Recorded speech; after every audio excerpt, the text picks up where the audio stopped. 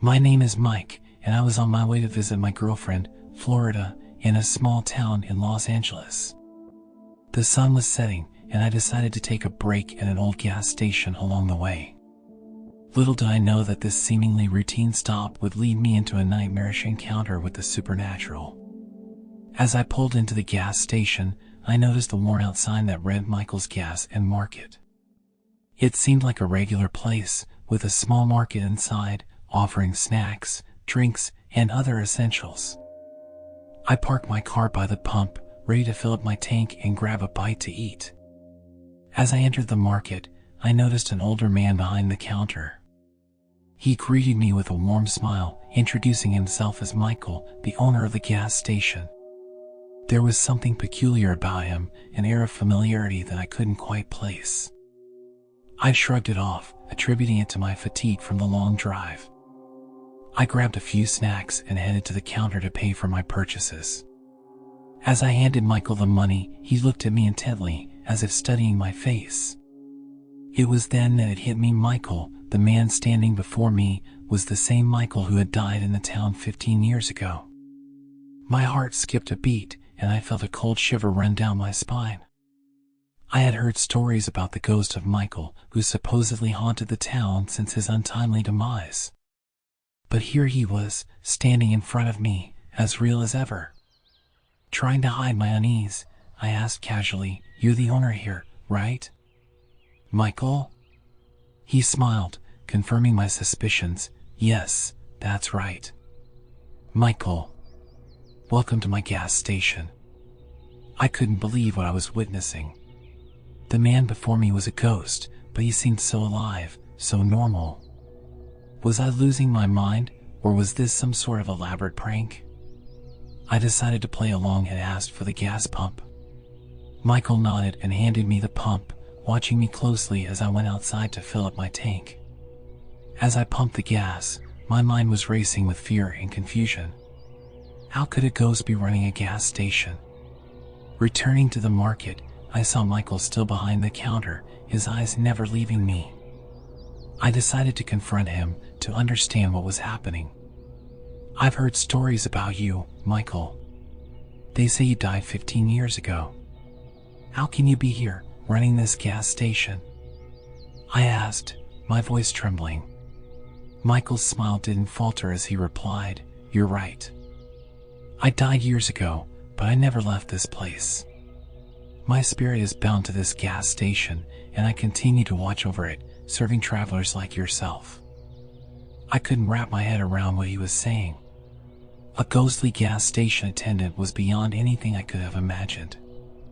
"I don't understand. Are you here to harm me?" I questioned, feeling a mix of terror and curiosity.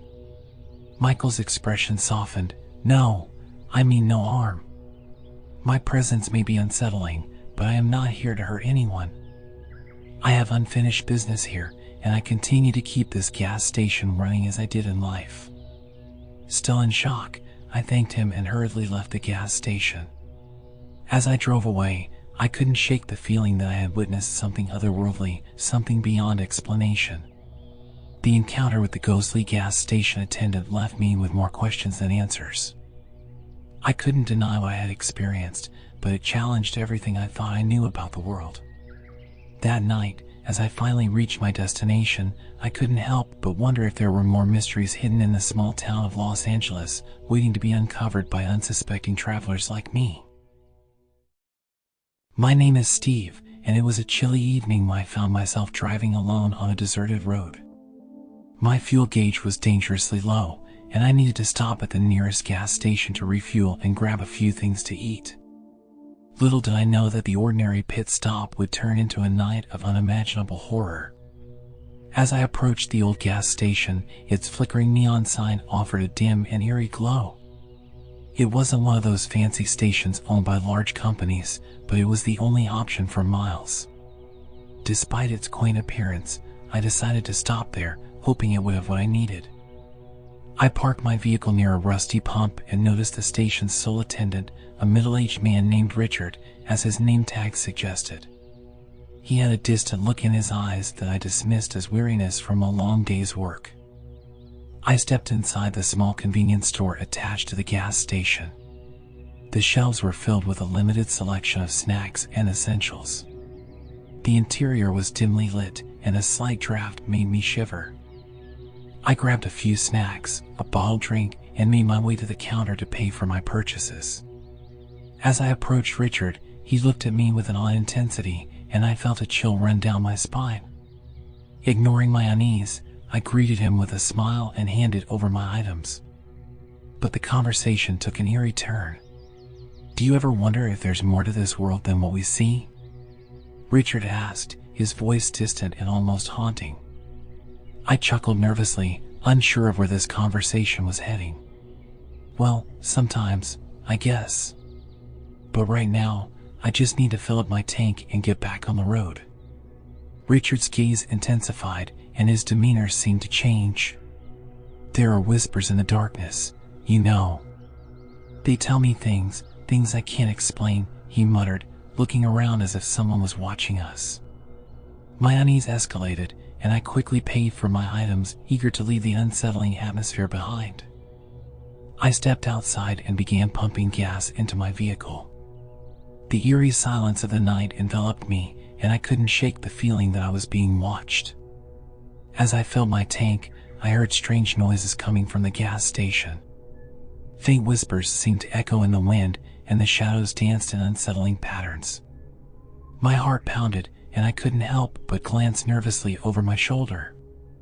Turning back to the gas pump, I noticed Richard standing in the doorway, staring at me with an unnerving grin. My anxiety skyrocketed, and I decided it was time to leave. I quickly got into my car and drove away, feeling a mix of relief and terror as the gas station disappeared in my rearview mirror. But the horrors of that night were far from over. As I continued my journey, I couldn't shake the feeling that something was following me. Every sound, every shadow seemed to be watching me. I told myself it was just my imagination, but I couldn't escape the sense of dread that clung to me like a dark cloud.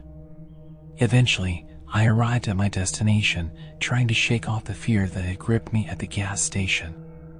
But the memory of Richard's haunting gaze and the unsettling whispers lingered, forever etched into my mind. From that night on, I couldn't shake the feeling that there was more to that old gas station and its enigmatic attendant than met the eye. The horrors I encountered were all too real, and the paranoia that consumed me haunted me long after that fateful evening. It was a night I would never forget, a night that made me question the boundaries between reality and the unknown, forever changing my perception of the world around me.